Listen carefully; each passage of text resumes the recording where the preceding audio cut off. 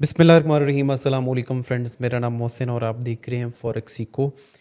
आज हम एक स्ट्रेटजी बनाएंगे और ये काफ़ी दफ़ा क्वेश्चन किया जाता है मुझसे कि आप किस तरह से डिफरेंट स्ट्रेटजीज़ पे काम कर सकते हैं, और ख़ास तौर पे ऐसे दोस्त जो कि बिगनर्स हैं, वो किस तरह अपनी कोई भी एक स्ट्रेटजी बना सकते हैं और उस पे कैसे काम कर सकते हैं।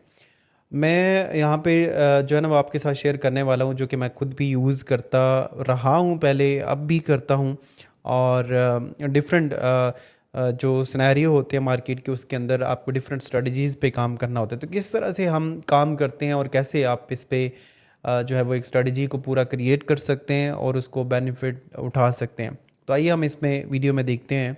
काफ़ी चीज़ें आपको सीखने को मिलेंगी। चैनल को लाजमी सब्सक्राइब करें और बेल आइकन को प्रेस करें ताकि आप आने वाली वीडियो को देख सकें। मैं यहाँ पे चलता हूँ एक्सनेस के टर्मिनल के ऊपर, क्योंकि मैं एक्सनेस के साथ काम करता हूँ। अगर आप भी मेरे साथ मिलके काम करना चाहते हैं, डिस्क्रिप्शन में लिंक है, अकाउंट बनाएं और फ्री है।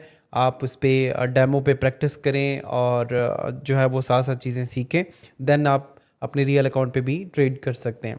तो यहाँ पे हम चलते हैं एक्सनेस के टर्मिनल के अंदर। अगर आप देखेंगे तो डिफरेंट किस्म के जो है ना वो आप पेयर्स पे काम कर सकते हैं। मैं यहाँ पे गोल्ड पे और यूरो यूएसडी पे मैंने ओपन किया हुआ है अपना चार्ट, और इसी पे हम इम्प्लीमेंट करेंगे। देखिए स्ट्रेटजी कैसे बनाई जाती है। स्ट्रेटजीज़ बनाने के लिए आपको डिफरेंट चीज़ें जो है ना वो नज़र में रखनी होती हैं। सबसे पहले आपने अपने गोल को, मकासद को देखना होता है कि आप जो है ना वो कितना अचीव करना चाहते हैं, किस तरह की आपको स्ट्रेटजी बनानी चाहिए, किस तरह के आप ट्रेडर्स हैं। आप लॉन्ग टर्म ट्रेडिंग करना चाहते हैं, आप स्विंग ट्रेडिंग करना चाहते हैं, आप मार्केट में होल्ड करना चाहते हैं, एज इन्वेस्टर काम करना चाहते हैं। तो किस तरह का काम आपको सूट करता है वो डिपेंड करता है, और उसके ऊपर फिर आप उस तरह की स्ट्रेटजी बनाते हैं डिफरेंट टूल्स को यूज़ करते हुए, चाहे वो शॉर्ट टर्म है या लॉन्ग टर्म है। तो यहाँ पे हम एक स्ट्रेटजी को देखने वाले हैं जो कि मूविंग एवरेज और आरएसए को यूज़ करके हम बनाएंगे, और ये बिगनर्स के लिए काफ़ी ज़्यादा बेनिफिशियल है। इसमें थोड़ी सी हम प्राइस एक्शन को भी मिक्सअप करेंगे, तो ये आपके लिए एक बेस्ट स्ट्रेटजी जो है ना वो बन जाएगी, जिसके ऊपर आप ट्रेड इजीली कर सकते हैं। यहाँ पे अगर आप देखो तो ये हमारा M1 का चार्ट है। अगर हम इसको M5 या 15 मिनट में करें तो इसको इजीली थोड़ा सा जज कर पाएंगे। M15 में हमें नज़र आ रहा है मार्केट के अंदर जो इस टाइम करंट सिचुएशन है, उसके अंदर एक बुलिश मोमेंटम में मार्केट मौजूद है, ठीक है। और बुलिश मोमेंटम के अंदर रहते हुए ये एक ऐसा प्राइस एक्शन के साथ हम एक रेंज बना रहे हैं कि ये हमारे पास एक सिनेरियो है, एक सिचुएशन है जो कि हमें नज़र आ रहा है कि बुलिश मोमेंटम है M15 के अंदर। तो इट्स मीन कि हमें लग रहा है कि हमने करना जो है ना वो बाइंग करना है। जो एक प्राइस एक्शन के हिसाब से मार्केट मूव कर रही है उसके अगेंस्ट नहीं जाना, और उसके अंदर रहते हुए हमने फाइंड आउट करना है कि हम कहाँ से नेक्स्ट जो बेस्ट बाइंग है वो फाइंड कर सकते हैं। तो इसके लिए हम एक स्ट्रेटजी बनाएंगे और इसको रिफाइन करेंगे मुख्तलिफ टूल्स का यूज़ करते हुए। जिस तरह मैंने अभी आपके सामने एक चीज़ बोली, एक RSI और मूविंग एवरेज का हम यूज़ करेंगे, और उसके अंदर जो है ना वो एक स्ट्रेटजी क्रिएट करते हैं। अब यहाँ से सबसे पहले तो हमें RSI लगाने के लिए इंडिकेटर्स पे जाते हैं, और यहाँ पे हम सर्च कर लेंगे RSI। इस तरह से भी आप कर सकते हो, इसका नाम है रिलेटिव स्ट्रेंथ इंडेक्स, और इस पे हम क्लिक कर देते हैं, ठीक है। तो जैसे आप अप्लाई करोगे तो आपके सामने ये एक जो है ना वो लग के आ चुका है RSI का पूरा इंडिकेटर। अब उसी के साथ हम जो है ना वो साथ और अप्लाई कर लेंगे। हमें मूविंग एवरेज की ज़रूरत है, और मूविंग एवरेज कौन सा, मूविंग एवरेज डिफरेंट किस्म के होते हैं। जो हमें एक्सपोनेंशियल मूविंग एवरेज चाहिए, इसके ऊपर मैं आगे चल के डिटेल वीडियो भी बनाऊंगा, लेकिन हमें moving average, exponential moving average यहाँ पे लगाना है। एक मूविंग एवरेज और इसमें आप 2 और 3 ये आप लगा सकते हो। इसमें हम जो पहला मूविंग एवरेज है उसकी सेटिंग कुछ इस तरह से करेंगे। यहाँ पे आके आपने सेटिंग में जाना है, और यहाँ पे स्टाइल चेंज कर सकते हैं। इसका कलर एक तो मैं रेड कर दूंगा, और इसका जो साइज़ है ना वो यहाँ से मैं बड़ा कर दूंगा इस लाइन का, और इनपुट में जाके हम इसकी वैल्यूज़ जो दे देते हैं वो 200 वैल्यूज़ हैं, ठीक है। 200 मूविंग एवरेज मीन कि हम 15 मिनट का चार्ट देख रहे हैं, तो पिछली जो 200 कैंडल्स हैं, ये वाली एक कैंडल है, ये दूसरी कैंडल है, ये तीसरी कैंडल है, ठीक है। तो 200 मूविंग एवरेज, 200 मूविंग एवरेज का मतलब ये है कि हमें 200 पिछली कैंडल्स की एवरेज प्राइस ली जा रही है और उसको डिवाइड करने के बाद जो हमें एक एवरेज प्राइस आती है वो हमें ये वाली लाइन दिखाएगी, और वो लाइन हमें ये नीचे नज़र आना शुरू हो गई है जैसे हमने उसकी वैल्यू को चेंज किया 200 का। तो इस टाइम अगर आप देखें तो 200 मूविंग एवरेज जो है ना उसके ऊपर मार्केट जो है वो चल रही है। जब से इस जगह पे मार्केट ने क्रॉस किया था, यानी कि ये प्राइस थी 2572, जैसे इस जगह पे मार्केट ने क्रॉस किया था तो उसके बाद से मार्केट अभी तक जो है ना वो एक एवरेज प्राइस से ऊपर चल रही है। तो ये दूसरा सिग्नल, दूसरी स्ट्रेटजी का पार्ट है जिसमें हमें नज़र आ रहा है। एक तो प्राइस एक्शन में आपने देखा था कि मार्केट अप वेट इस तरह से मूव कर रही थी, तो ये हमें बाइंग शो करवा रहा था। और ये मूविंग एवरेज भी हम यूज़ करते हैं ताकि हमें मेजर डायरेक्शन का पता चल सके, वो भी हमें बता रही है बाय, ठीक है। मूविंग एवरेज और प्राइस एक्शन को हम यूज़ कर रहे हैं उसके देखने के लिए। मूविंग एवरेज को हम यूज़ कर रहे हैं डायरेक्शन को देखने के लिए, जो 200 की मूविंग एवरेज है। अभी हम RSI को नहीं यूज़ कर रहे, ठीक है। RSI को हम यूज़ करेंगे जब हम एंट्री लेंगे, तो उसके लिए हम एक और मूविंग एवरेज भी यहाँ पे प्लेस करने वाले हैं, और उससे हम एंट्री और RSI को मैच अप करेंगे। देन हम एंट्री लेवल को फाइंड आउट कर सकते हैं कि हम कहाँ से हम बुलिश साइड पे बैठ सकते हैं, ठीक है। तो अब जो दूसरा मूविंग एवरेज है वो इससे हमने हाफ लगाना है। पहले जैसे मूविंग एवरेज 200 था, तो अब ये मूविंग एवरेज हमने 100 लगा लिया। अब ये जो मूविंग एवरेज, इसमें अगर आप सोर्स इसका देखोगे तो ये क्लोजिंग प्राइस पे है। मैं यहाँ पे आपको जितने भी नए यूज़र्स हैं बताना चाहूँगा कि जो क्लोजिंग प्राइस होती है वो सबसे इम्पॉर्टेंट प्राइस होती है मार्केट के अंदर। और क्लोजिंग प्राइस के ऊपर अगर हम एवरेज निकाल रहे हैं तो इट्स मीन कि वो ज़्यादातर एक्यूरेट एवरेज निकलने के चांसेस हैं, और वो एवरेज जो एक्यूरेट हो वो ही होती है। तो हम यहाँ पे क्लोजिंग वैल्यू ही दे रहे होते हैं। लेंथ मतलब पहली मूविंग एवरेज हमारी 200 की थी, अब हमने इसको 100 कर दिया है ताकि हमें हाफ पे दिखाए। अब ये मूविंग एवरेज हमारे लिए क्या काम करेगी? ये मूविंग एवरेज हमारे लिए काम करेगी स्पोर्ट बताने के लिए, ठीक है। क्योंकि ये बाइंग है, बुलिश मोमेंटम चल रहा है मार्केट में, तो ये हमें दूसरी सपोर्ट दिखाएगी मार्केट में कि यहाँ पे मार्केट आ सकती है, और ये एक ऐसी बेस्ट प्राइसेस हो सकती हैं जहाँ पे मार्केट दोबारा से रिवर्स ले सकती है। तो ये एक अच्छा जो है ना वो प्राइस हमारे लिए हो सकता है। तो इसको हमने 100 कर दिया, और इसका जो स्टाइल है ना वो हम इसको कर देते हैं अपना येलो कर लेते हैं, ठीक है। और इसका जो लेंथ है, जो इसकी आपकी उसकी साइज़ है लाइन का, वो हम थोड़ा सा थिक कर देते हैं। उसके बाद ओके कर लें। तो ये देखें यहाँ पे इस एरिया ये आपको नज़र आ रहा है कि ये एक क्रॉस ओवर है।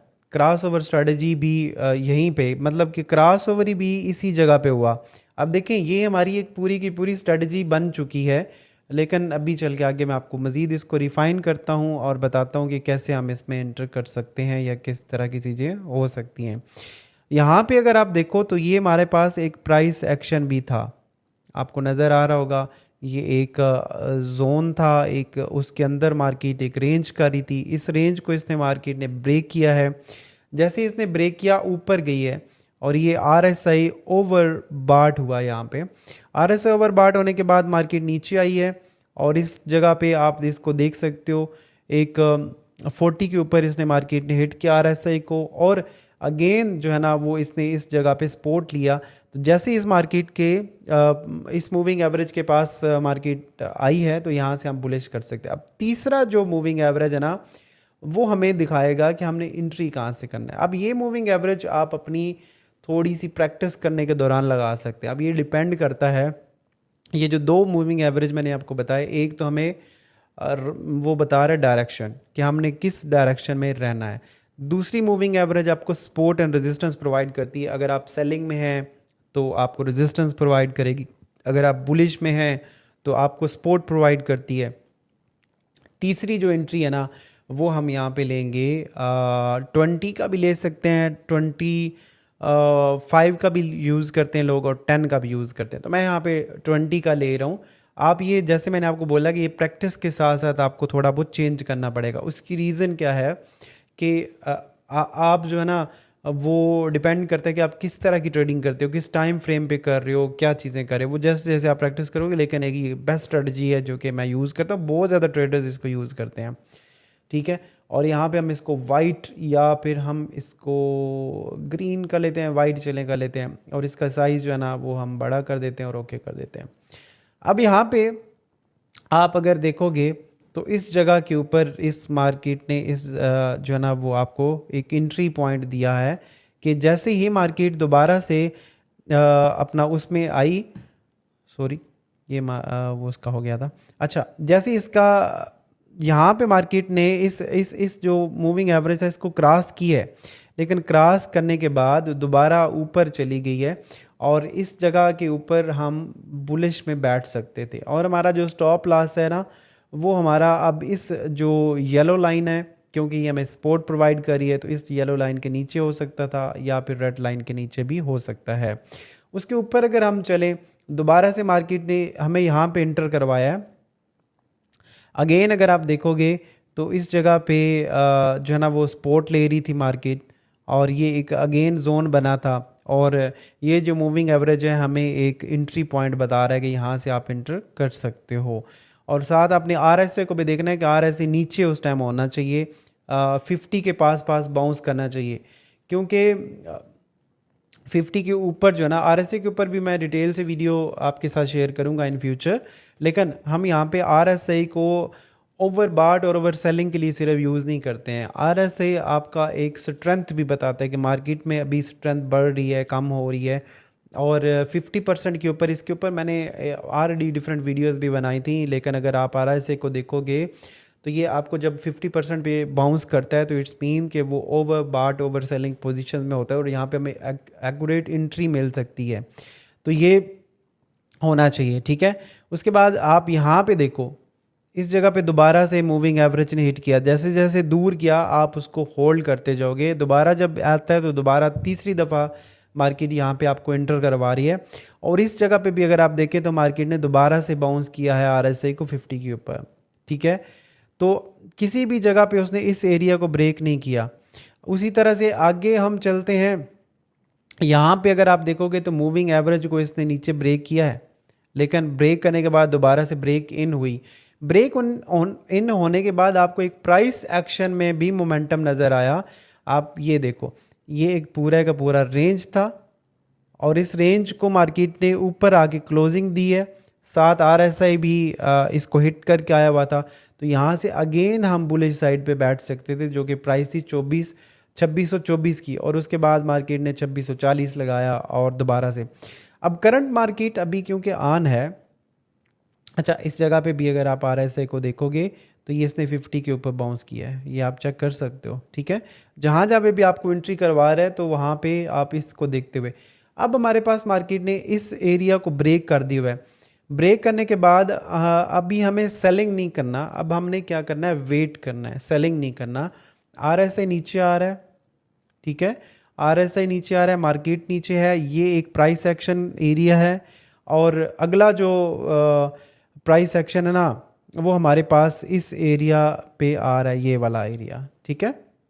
ये जो जोन है, इस जगह पे अगर मार्केट आती है तो हम यहाँ पे बुलिश साइड पे एक दोबारा से एंट्री कर सकते हैं, और इस जगह पे हमें एक प्राइस नज़र आ रही है जो कि हमारी प्राइस ये वाला लाइन है, जो कि हमारी नेक्स्ट सपोर्ट है।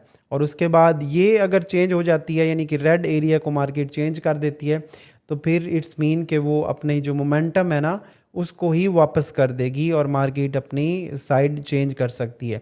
जैसे कि अगर हम इसको थोड़ा सा पीछे चल के देखते हैं, पीछे चल के अगर देखते हैं तो सबसे पहले यहाँ पे क्रॉस ओवर हुआ था। क्रॉस ओवर कहाँ पे हुआ था, इसका 15 मिनट के अंदर ये क्रॉस ओवर हुआ है, ठीक है। मार्केट ने सबसे पहले अपने वाइट कैंडल को जो है ना वो चेंज किया था, उसके बाद इस एरिया सब को वो सपोर्ट के तौर पे, रेजिस्टेंस के तौर पे लेती रही है, ये आप देख सकते हैं। उसके बाद अगर यहाँ पे देखें तो जस्ट मार्केट ने ऊपर जाना तो स्टार्ट किया, लेकिन ये येलो और रेड जो है ना, ये क्रॉस ओवर नहीं हुआ। येलो और रेड का अगर क्रॉस ओवर हो जाता है तो इट्स मीन कि वो फिर डायरेक्शन ही चेंज हो जाती है। येलो और रेड का मतलब है 50 नहीं, 100 एंड 200। अगर ये दोनों कैंडल्स ही क्रॉस ओवर कर जाती हैं तो इट्स मीन कि वो अपनी डायरेक्शन चेंज कर दी, कि जो कि आपने 15 मिनट के अंदर जाके देखा है। तो ये काम करता है आप कैच 4 के अंदर भी लॉन्ग टर्म। अगर आप एज ए इन्वेस्टर काम कर रहे हैं तो वो भी आप देखें कहाँ पे मार्केट ने इसका क्रॉस ओवर किया था, और जब जब भी रेड के ऊपर रही है मार्केट तो आपको बुलिश साइड पे ही ट्रेड मिलता रहा है।